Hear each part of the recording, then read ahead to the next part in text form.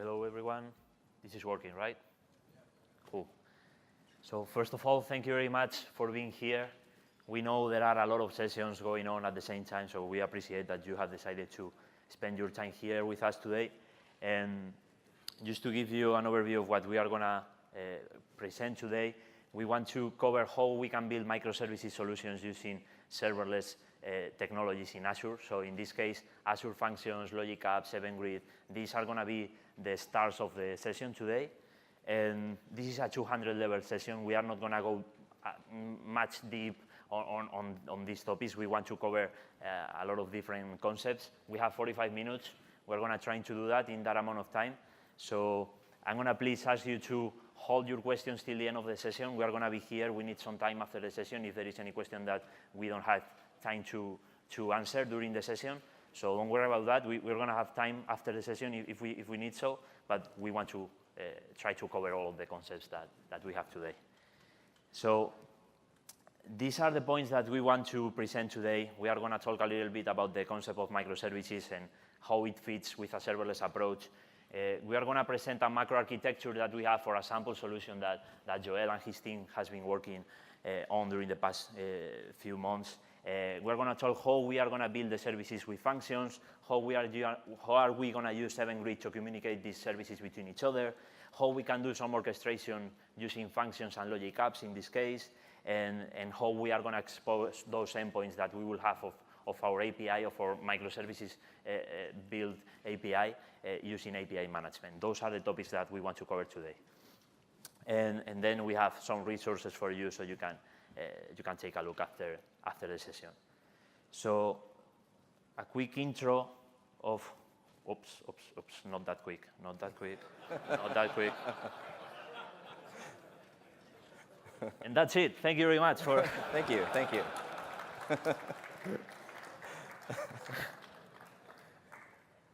Okay.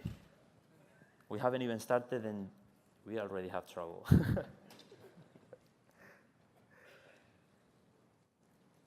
Okay, well, I just want to get a poll of the crowd here, just to get a sense of who you are, who we're talking to. How many here are familiar with, how many of you are users of Azure today? Okay, that's good. Okay, how many of you are users of the different serverless options on Azure, like Azure Functions, Logic Apps? Okay, great. And how many of you consider yourselves developers? Wow, okay, good number of you. Data engineers? I think it's infrastructure? Okay, great. Yes, you're in the right place. We're going to be covering a lot of sort of buzzwordy type of topics. I believe it was probably the combination of microservices and serverless that brought you here. Certainly, it probably wasn't my name.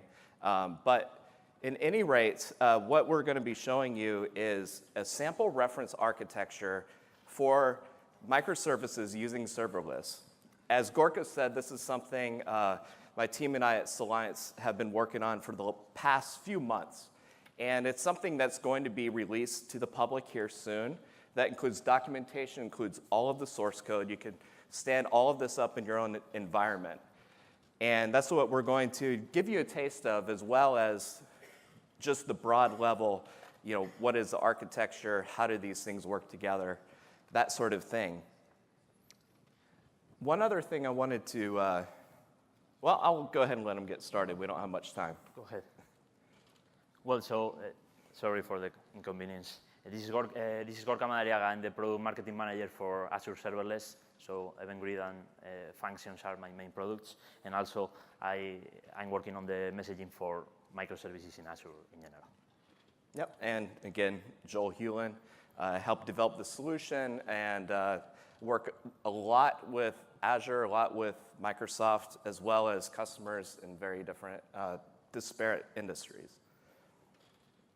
So let's start with a quick introduction on the concept of microservices. Are you familiar already with the concept? Have you worked with microservices already?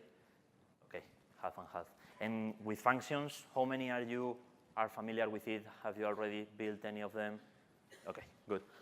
So Microservices is an architectural approach that we can use to build our applications, and in this case, or distributed systems especially. And in this case, it's a great fit for these cloud-native applications because it's going to help these applications to take full advantage of the cloud benefits, like the automatic scalability, the flexible scalability, the possibility to be distributed in so different services and how they can work together between them. So this is the right architecture pattern to build brand new applications that we want to host on the cloud. So before that, we have this monolithic approach in which all the components of the application were on the same package. So if we need to scale this application, we need to scale the whole package. So we are going to need to deploy more resources. We're going to provision more resources, and this is going to take longer time, and this is going to take more money out of our pockets, right? With this approach of microservices, we are going to decompose this monolith in small and independent services that are going to be built independently, they are going to be deployed independently, and they can scale independently as well. So if we have a bottleneck in just one part of our solution, we don't need to scale the whole solution, we can just scale on this service. Some other benefits and some of the characteristics of microservices while building our solutions is that these modules are going to be totally decoupled one from each other. So they are not going to have any dependency between them.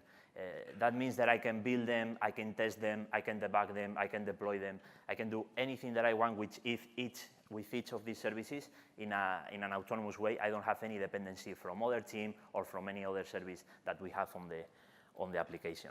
And this will also help me to manage the security of my solution, because as those services are going to be isolated, if I have any point of failure on my application, I'm going to be able to identify this point of failure faster. I'm going to be able to act on this specific failure faster as well, so I can take this service down, I can replace it with other, I can do any changes on the code of this service, and this won't affect at all the overall performance of my application. This is one of the main benefits of using microservices. Also, on a design-wise aspect of these applications, we can rely on this autonomous scalability that they will have, as we mentioned before. If I have a bottleneck on just one of the services, I don't need to scale the whole application. I can just scale this specific service. And those services are going to be decoupled, but they are going to be using a common interface, a shared interface with an API that will define the ways that these services have to communicate between each other, right? So they are going to have this common interface that we can use with different technologies, different languages, if we need to do that on our application. So that gives us the flexibility to choose the best technology for each part of the application. So if we have any restriction using any of the languages of it, or if one of the members of our team doesn't know how to use one programming language and has to use any other, we can do that. We can adapt to that needs, and we can use what is best for each part of the solution in this case. And all of these are going to help us to move faster through the application lifecycle. It's going to enable us to deliver value faster, because we don't need to wait for the whole team or for the whole organization to finish all their changes. If I have any new functionality on my service, I can push it, I can deploy it, and I can publish it for my customers so they can enjoy it from the very minute that I finish developing it. And in the previous approach, we need to wait for the whole solution to finish, to be validated, to be integrated. So we need to take longer time to deploy all these new features. And with this approach, we can move faster. So when I was learning about these benefits of a microservices architecture, my mind went straight to the benefits of serverless, because I think it fits right in, right? Obviously, we are talking about the scalability and how it can be automatically and how it can be flexible to the workload that I have on my application. And this is something the Azure platform, in this case, is going to handle for me if I take a serverless approach. I don't need to worry about any cores, any nodes, any infrastructure that my solution is going to be hosted in, because the platform is going to handle that for me as well. I just have to worry about my code. I just have to worry about my business logic, and I need just to focus on what is important to me, which is my application. I don't want to focus on the heavy lifting. Of course, we have flexibility, as in the number of services that we have on the platform to deploy our microservices, that we are going to take a look on the next slide. The different languages, the different platforms, the different technologies that I can use to build these services, and also the development environments that we can use because I can be working with a Windows machine with Visual Studio and .NET, and I can have another team working with Mac Visual Studio called Node.js, and we can work on the same application using the same services, and they are going to work. They're going to work right together. And this approach, this serverless approach, has this event-driven programming model that I can take advantage of to use these triggers and to use these bindings to make easier for me to communicate services between each other. So I don't have to code all the plumbing of my application. I don't want to use any SDKs, any libraries. I don't need to do any of that on my code, because the platform in this case, especially in Azure-Functions, as we are going to see today, the platform is going to do that for me. So just to make sure that we have in mind why this is a great fit, the scaling of the resources and the operations part of deploying my application, this is something that I don't need to worry about if I take a serverless approach, because the platform is going to do that for me. At the same time, when I have to deploy that, when I have to worry about the infrastructure, most of the times I'm provisioning more resources than I need, just in case, just to be sure that I'm giving the right service to my customers. And that means that I'm spending more money than I need. I'm spending more money than my application costs to me, actually. So with this serverless approach, I'm going to pay for the execution. I'm going to pay exactly for the usage that my application is getting, and I'm not wasting any resources at all. I'm right on point on what the money that I'm spending on my application is exactly the one that I need to spend on this solution.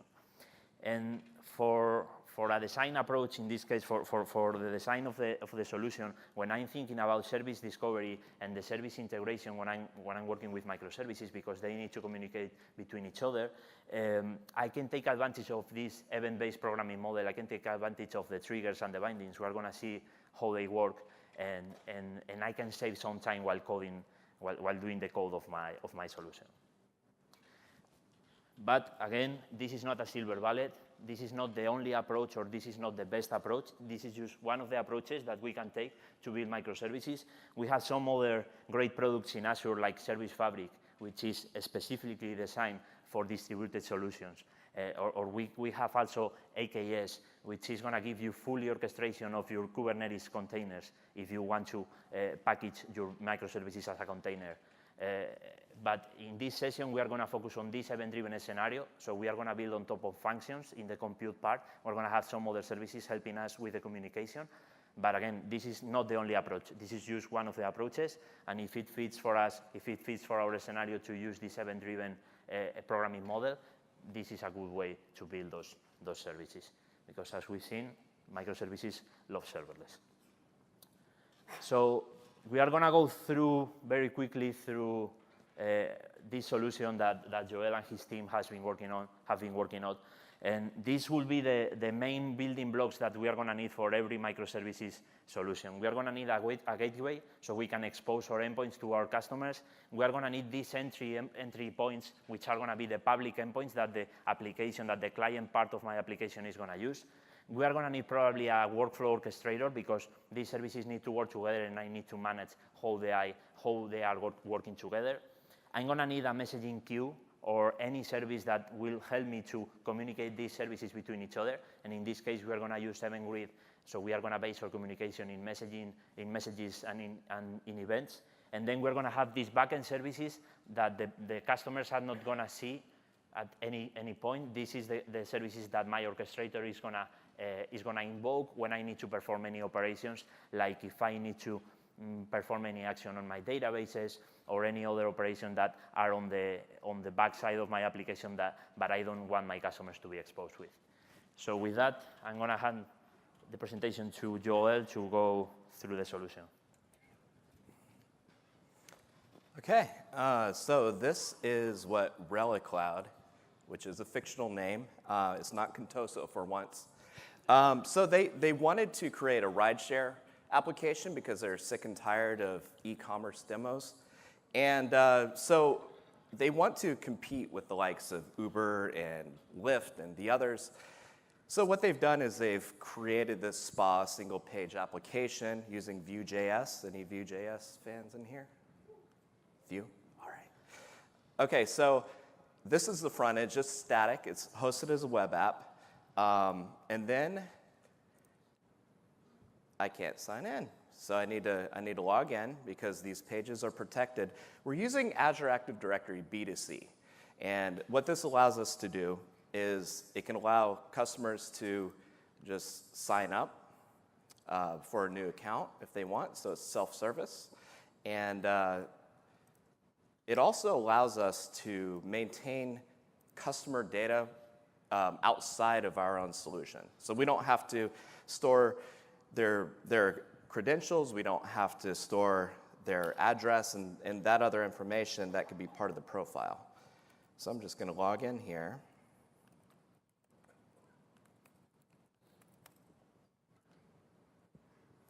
Okay, so this first screen here, passengers, this is calling a function app as a passengers function app. And it did a query using Microsoft Graph to pull the customer data. In fact, I can click on one of these customers and view their address, information, and the like. If I go to drivers, that does a call to a different function app. This is the drivers function app. And this data is being pulled from Cosmos DB.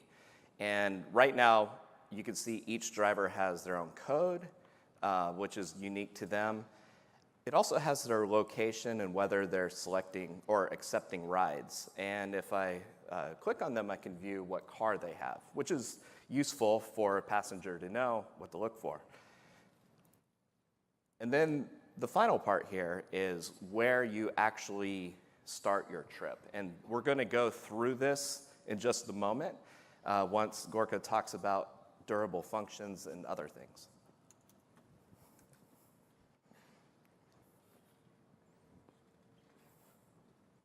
Thank you. Hello, hello. Yeah. So we're going to start talking about how we can build the services using functions. And let's start framing our mind so we know what we need for our services. So we need them to be small enough to take care of just one task. They need to be very specialized. We need smart endpoints and downpipes. And this quote, I'm taking it from Martin Fowler, and I really like it. And that means that all my business logic, I want it to be on my functions in this case. And I want to keep the communication between the services as much simple as possible, right? So in this case, we are going to base it on events, as I mentioned before. These services should be totally decoupled and needs to scale independently. They don't need to rely on any other service to scale. And they need to be also autonomously deployed. I can be able to deploy the changes to one service without affecting what is happening on the others. Let's keep that in mind while we build our services. So when I saw these characteristics of a microservice, I automatically was thinking about the function as a service programming model, which is using functions for the true serverless compute.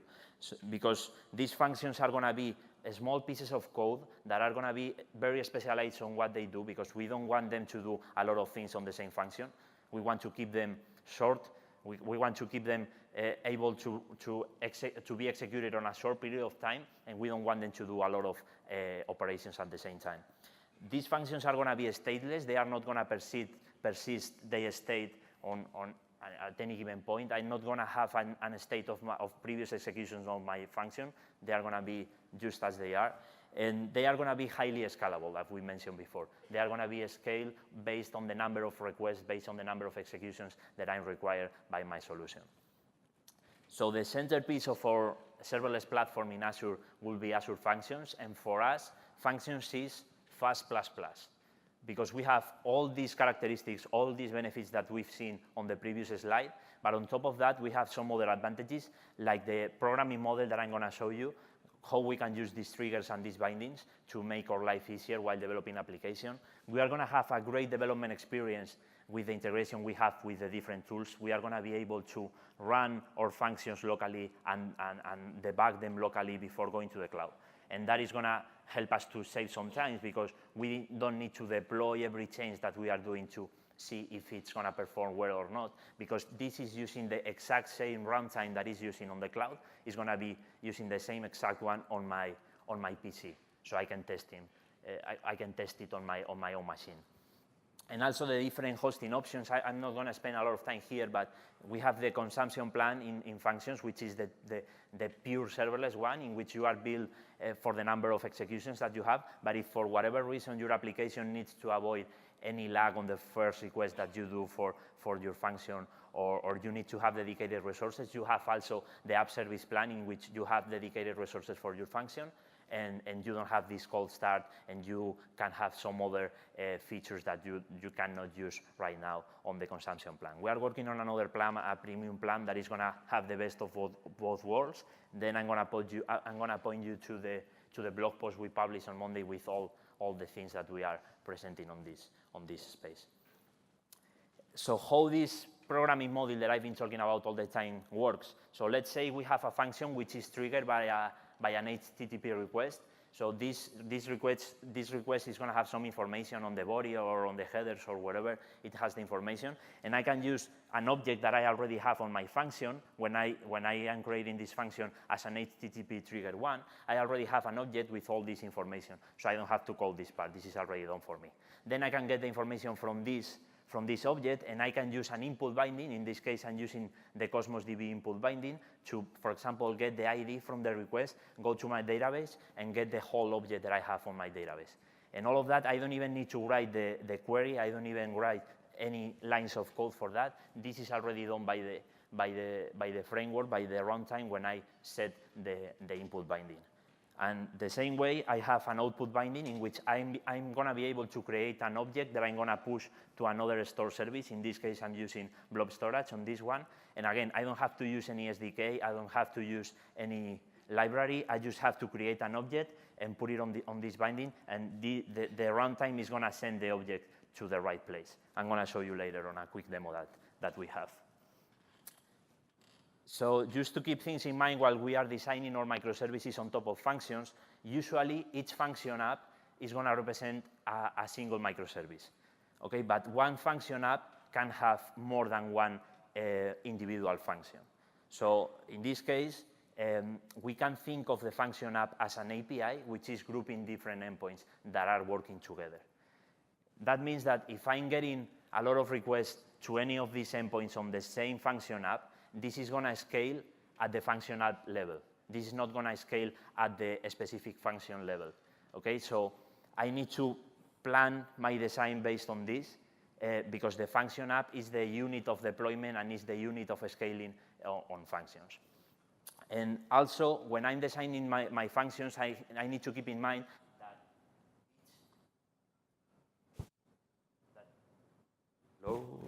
that each of these function apps, I have to create them using just one programming language. Before the 2.0 version that we just presented on functions, you can use different languages on each of the individual functions that you have inside of the function app. But now with the 2.0 version of the runtime, you can only use one programming language. So we can have this isolation that we want to have on microservices. If you want to know more about this, there is a wonderful presentation tomorrow from our engineering team. It's called Azure Functions Internals. It's happening, I think it's in the morning at 9 a.m. tomorrow. And they're going to go through what is going behind the scenes on functions, and they're going to talk about the programming language worker that we have in the new runtime, so you can understand how it works on the inside. And of course, we can scale back to 0 at any point. If I don't have any activity on my application, I don't need to pay for any resources, as we mentioned before. And in terms of the languages that you can use while building functions, now you have .NET and Node.js already generally available for all the functions that you are building. We have Java in public preview, and we are already working on the GA for that, which will happen at any point before this year ends. And we also have a private preview for Python that you can already sign up for. It's also, all the information is on the blog post that I told you from Monday that I'm going to point you later on the presentation, and you can already sign up for this and start using Python if you need that for your applications. So, okay, I already have my services. I'm building on top of functions. I'm gonna do a quick demo after this, but I need them to talk to each other. I need to communicate these services between each other. So if I'm not centralizing this communication, if I'm doing service-to-service communication without centralizing it, those services are going to be highly coupled. And if I'm doing any changes of any of the services, it's going to affect the other services. That is exactly what I'm trying to avoid using a microservices approach. So in this case, we are centralizing all the communication on Event Grid, which is going to have event publishers and event consumers, or event handlers, you can name it. So the idea is to have one service publishing events, and I don't need to care who other services are consuming these events. That's what is giving me this decoupling that I want for my services in this kind of architectures. I'm going to show you later. So we have two different kind of events in Event Grid. We can use the events coming from first-party services in Azure. So for example, every time I'm dropping a file on a blob storage, this is triggering an event that I'm receiving on Event Grid. And I can subscribe a function to that event to perform any action on this file. But I can also use a custom event that I'm creating. So I can put the data that I want on that event. I can create this event. I can push it to a custom topic in Event Grid. And then I can subscribe to that event that I just created, that it's not on the platform, that I just created, to use it to communicate these services between each other. And for that, we have two different schemas to use. The one that we have in Azure, which is the one that our services are using right now, the Azure schema. But we have also this Cloud Events schema, which is an industry standard in which a lot of different companies have been working on, like AWS, Google, IBM, and obviously Microsoft as well. So that is going to allow us to also create multi-cloud solutions, which is great because most of the companies are already building these kind of solutions because you don't want to rely that much on just one provider, just in case. So this service in particular will help me to, for example, process any event coming from S3 in Amazon using an Azure function. I can do that right now using this schema. So as I mentioned, I can use two different kind of events, and let me show you a quick demo on how we can do that. Well, let me.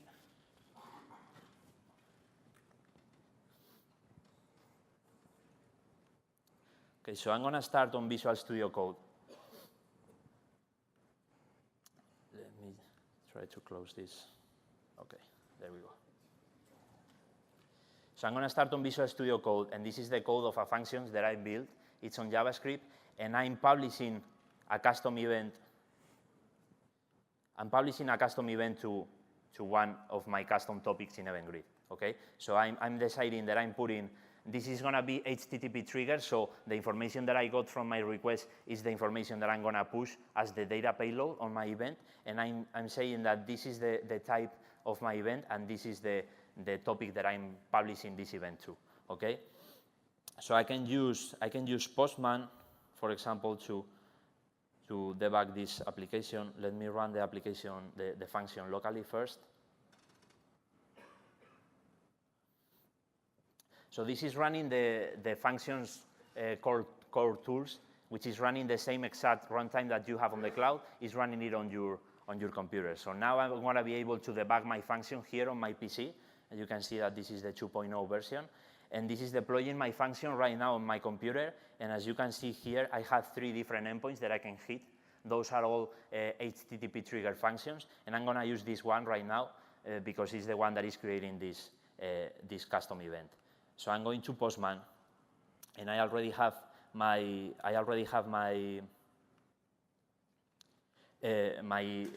request created here. I'm hitting the local host endpoint because this is running locally. And I'm just putting the order ID, the ID of the item that I'm ordering, and my email. That's all that is on the information. So if I hit send, this is going to send a request to my function running locally. And as you can see, it's able to hit a breakpoint on Visual Studio Code. So I can go through the execution, and I can see what I have, for example, here on the data payload, which is the information that I had on the request. Okay, so this is pushing this event to Event Grid, and then I'm going to have some other services consuming these events. So if I go to the Azure portal, and in this case, I'm going to Cosmos DB, and you can see that I have 3 collections, one for reviews, one for orders, and one for products. If I go to the orders one, it should be empty because I haven't sent any event yet. I haven't sent any order to this topic while listening to it. So I'm going to create a function that is going to be listening to that event that I'm creating, my custom event, and it's going to store this data from the order. It's going to store it on the database. So I'm going to create a new function here. I'm going to use the event grid trigger in this case because I'm subscribing to an event grid event. And now, yeah, I can give it whatever name I want. I can create it. And then I just have to do 3 things. One, I need to hook this function to the event grid topic that I want to subscribe to. 2, I need to set the output binding for Cosmos DB so I can drop the information that I want on my database. And 3, I need to put one single line of code to store my data in Cosmos DB. So I'm going to start hooking up the function to event grid. I can give it whatever name I need, custom topic. I'm subscribing to an event grid topic. It's on my subscription, it's in the same resource group, and I'm going to use this instance because it's the only one that I have. Okay? So this is connecting my function with the event grid, and let me get the information for the output binding from Visual Studio Code, and I can go here to the files, to the function definition, and you can see that I already have a binding set up for my function, which is the input. Is the input binding from the event grid event. And now I'm going to set up another one for Cosmos DB. This is going to be an output binding because I want to push the data to Cosmos, and I'm going to use the same database, and the only thing that I'm changing is the name of the collection in which I'm going to store the data. So when this is done, I can go back to the code of my function, and the only thing that I need to do is to set up the code to push the content to Cosmos DB. So I just need to do context.bindings .order, and this is going to be the event grid event. I'm going to send the whole event to Cosmos DB. And I also have to close the operations that I'm doing. I'm going to save this. Let me review what I'm missing. Got it. I'm going to be back. I needed to change this. Index. I'm missing a T. Thank you very much. OK, so now, if I do the same thing that I did, if I just send an event to event grid, this is hitting my endpoints again because it's still running locally, but it's sending the event to the event grid on the cloud. You can see that the function has already executed, and it's executing with this event that I'm getting from event grid. And if I go to Cosmos DB and I refresh the list of documents that I have there, in any minute I should see this order information already on the Cosmos DB database. Let's give it some time. It just triggered. It hasn't logged the information yet, so it hasn't finished processing.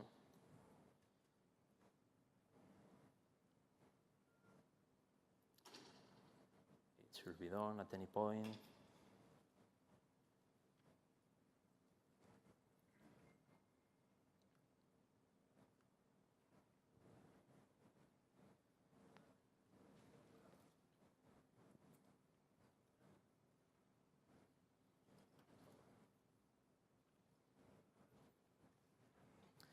There we go. So here we can see that it's logging the information that I got from my event. And then if I go to Cosmos DB, I can see that I already have the document with all the information coming from the event. And you've seen that I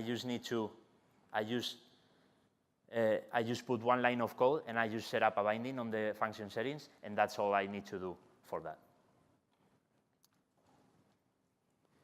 Let's go back to the presentation. So this is the schema that you can use for the events. You can look at this at the presentation, and this is how we are pushing these events. And the idea that I want to highlight here is that I can have the couple services using this kind of communication because I'm pushing the events to use one place, and then I can add new modules that are going to subscribe to these events, and I don't need to worry about the code that I already wrote for the rest of the components. So this was the introduction for my demo that I already did.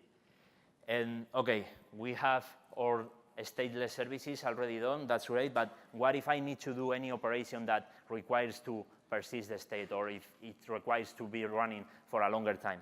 So for example, I need to change different functions together, or I need to do a fan out, fan in, or I need to wait for any human interaction. So my manager, for example, needs to approve anything for me. That's something that I couldn't achieve with functions until we got this extension to the runtime, which is called durable function. And I'm going to show you how it works, and then Joel is going to do a great demo about it. But I need to do a disclosure first about it. This is not good for hello world scenarios. Don't do it at home. We don't need to do it. This is used for educational purposes, okay?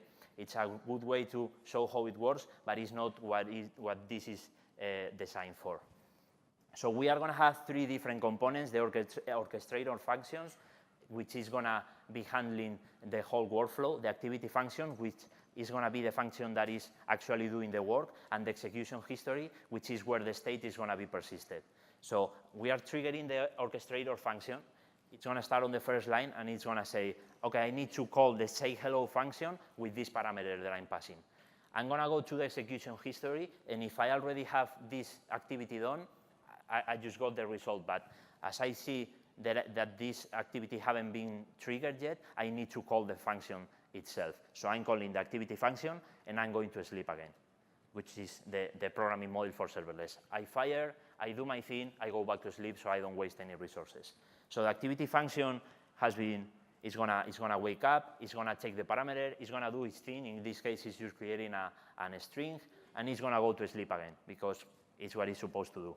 And then the orchestrator functions is gonna be triggered again. It's gonna start from the beginning. It's gonna go to the same line, and it's gonna go again to the execution history and see if this action has already been performed.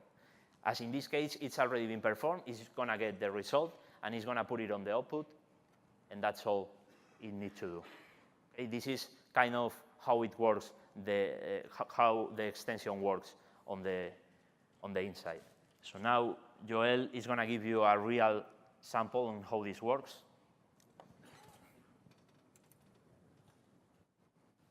All right, so picking up where we left off. So a few things about what's going to happen here and what's going on. The core of the solution is durable functions. You can think of durable functions as stateful, as Gorka said, sort of like stateful actors. So if you're at all familiar with Service Fabric, you know that uses stateful actors. This is sort of similar in that way, except not as much setup. And what we're going to do here is I am the customer. I'm going to go ahead and select my pickup location where I want to go, and then hit request driver. And then what that's going to do, let me swap over here. OK. So we kind of quickly went through this diagram here. But what we have is the requests going through API management to the Trips API microservice. And then what happens is that persists the information in Cosmos DB. And then it makes a call to trigger the orchestrator function. And so there's an orchestrator function, which is a durable function, as part of the Trip Manager function app. And so that is what is actually going to be calling these activity functions. So if I go back over here, not there, here. OK. So I've got my trip underway right now. I can see the progress as it's going. The trip was requested, a driver was found, the trip started. This information down here said, OK, my driver is Gorka Biki, here's the car that I need. And you saw the little pop-ups come up. Those pop-ups are being triggered through SignalR service. And SignalR service is actually a hosted sort of PaaS service for SignalR for doing WebSocket connections to a backend. And the nice thing about it is I have a static web app. I don't have to add any backend code to my web app to use SignalR if I'm using SignalR services. And I have another Azure function. There's a binding, a trigger binding for it, for SignalR service. And anytime that gets fired by an event grid event, then it sends out, it executes SignalR. And on my client side here, I have a set of JavaScript functions that just react to those events. And those events basically update the status here. It pops up the notifications. And the other thing I want to show you, if I start another one here, all of this is being monitored by application insights. And so what I could do is pull up the live metrics. And this is, on the right-hand side, the telemetry that's flowing through, as there are actually 3 different durable functions in play. So you have the trip manager that actually starts the trip, and it goes to find available drivers. There's a trip monitor, and that's one that just sits there and it waits, and it looks to see, okay, how are we progressing? Have we started the trip? Has the trip ended yet? And that's sending event grid events. And then we have another one called a demo one, just so that we can demo this, that actually goes through the process of drivers saying, pick me, and then they get assigned to the trip, and the trip actually goes through from the start to the end. And so those are working together, logging information. We see here there's 4 servers online. And so that just talks about the scalability. Yeah, if we have a higher demand, then those servers will jump up as well. And then let me go back here. So that trip has completed. And do I have time to show code? Yeah. Okay. So let me show you a little bit of the code of what's going on here. So one other thing, too, is I have a logic app that is being triggered off of these event grid events and sending me emails that just contain the payload information. And one of the things, so for our consumers, we have a logic app for sending emails. We have an archiver to actually archive the data to SQL Server. We have one that could push the Power BI for a real-time Power BI desktop. And we have the SignalR service as well. So if I pull open my code in Visual Studio, this is the function app for the orchestrators, for the durable functions. And this is just the trip manager, the managed trip orchestrator. And this is the one that really calls out a few different activity functions to coordinate all of this activity. So if you see here, it does a few things. It has a cancellation token, it's asynchronous, and we have set a timeout. So if a driver has not accepted the trip request within a certain amount of time that's configurable, then we go ahead and time out and say, look, we couldn't find a driver, try again. But we also have this acknowledge task. And so this is using a wait for external event. And an external event is one way that you can tell an orchestrator to say, okay, something happened, you need to do something about it. And so what it's doing initially is it's calling out to notify drivers, and then it's waiting for someone to accept it. And there's a lot more I could show you, but we're short on time.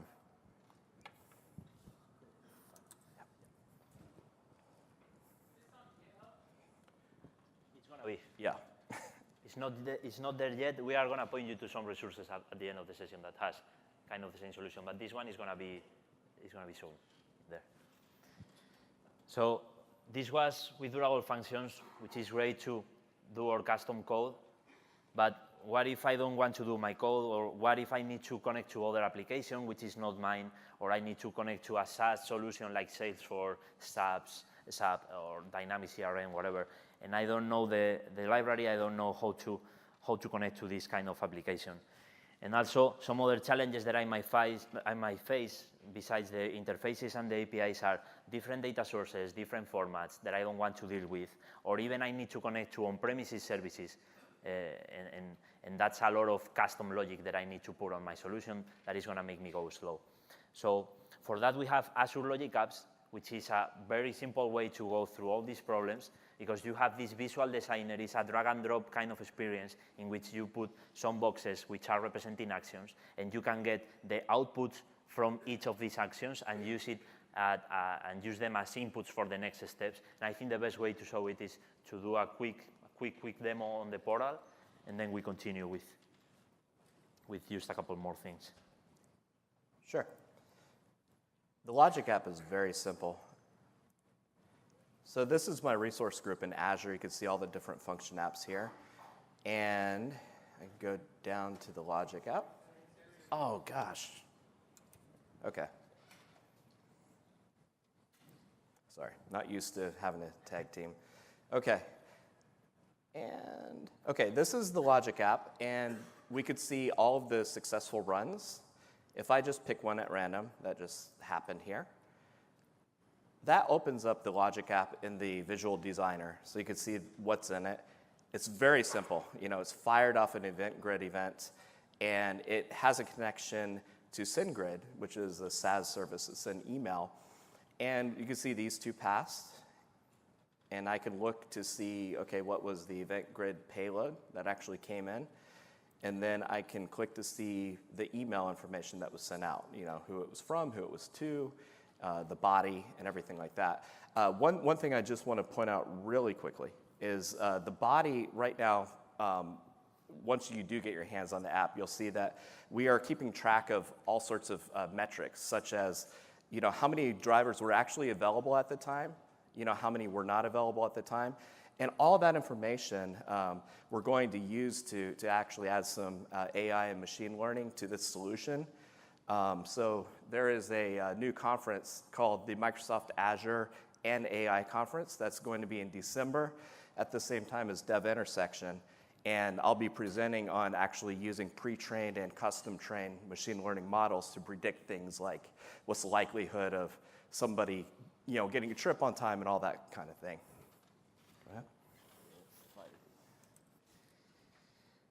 Okay, we are running out of time, but if I can have just 3 more minutes of your time today, we finish with a couple more points, and then we're done. Okay? So we have all services built. We have our orchestration. We have our events going here and there. Now we just have to expose those endpoints so our client side of the application can use our services, right? So for that, we can use our solution here is API management, which is going to centralize all the operations that you need to do over your API. So you can add a security layer, you can add authentication, you can add authorization, you can add a mock to the different endpoints that you are going to build, so you can move faster through the development of your application. If you don't have the service already built, you can set up some mocks, so the rest of the teams could work over that mocks. And this is all going to be centralized here. And one of the most important things that I think API management is adding to a microservices architecture will be the redirection to the right endpoints of the different services that I have deployed. So I'm going to have this request done by my client-side application, and this is going to my API/place order or whatever endpoint that I set up for this. And API management is going to be the service responsible to identify which is the service which is hosting this endpoint, and where do I need to point this specific endpoint to. So right now, I'm using a function to host this particular endpoint. So it's using this Azure website.net/API/ the name of the function that I give. But if, for whatever reason, I go back on my design and I think, like, I overkill it, I didn't really need a function, I could use a logic app for this endpoint. I just need to change that on my API management settings. I can point to another different URL. So I can do the exact same a request from the client side. It's going to go through API management. It's going to resolve that this endpoint now is on Logic Apps. And I can have different versions of my APIs deployed here, and I can manage all that through this service. So I can centralize everything on just one point. So if for whatever reason I'm changing where my services are hosted, I just go to one specific point, and I don't need to do any changes on the client side of my application, which is great for maintaining the applications. So right now, API management only have these always running kind of models in which you are always paying for the service, whether if you are using it or not. But coming out very soon, I don't have a specific date, but it's coming out very soon. And I think our colleagues from the integration services team are already presenting about it in the presentation, in this conference, sorry.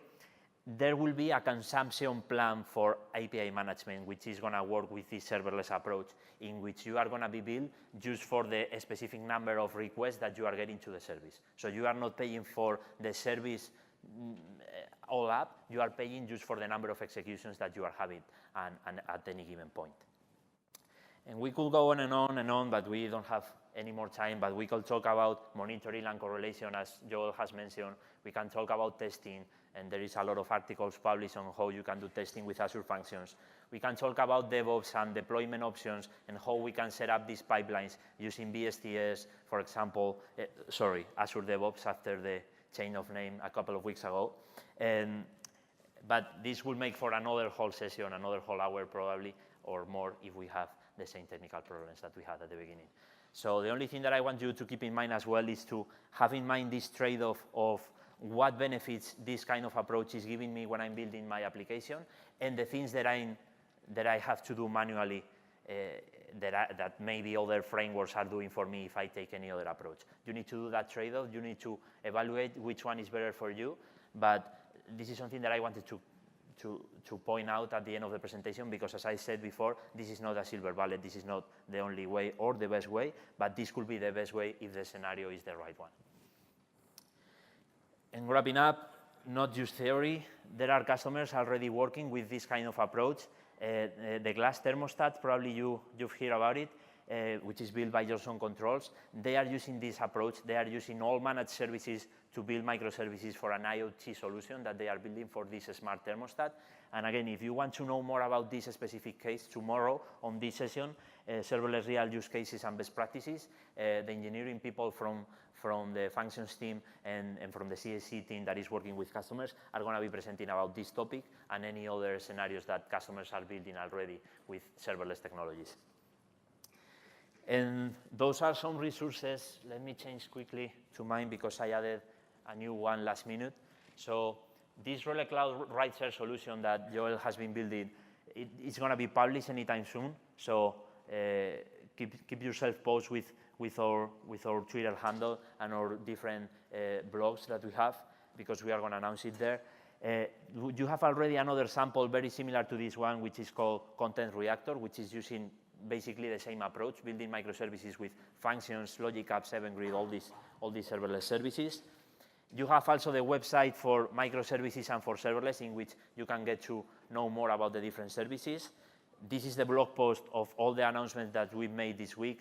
So you can go see the new runtime version, the Python preview. All of this is on the blog post. And also you have this learning path on Microsoft Learn, which we also just released this week, if you want to start learning about serverless in Azure.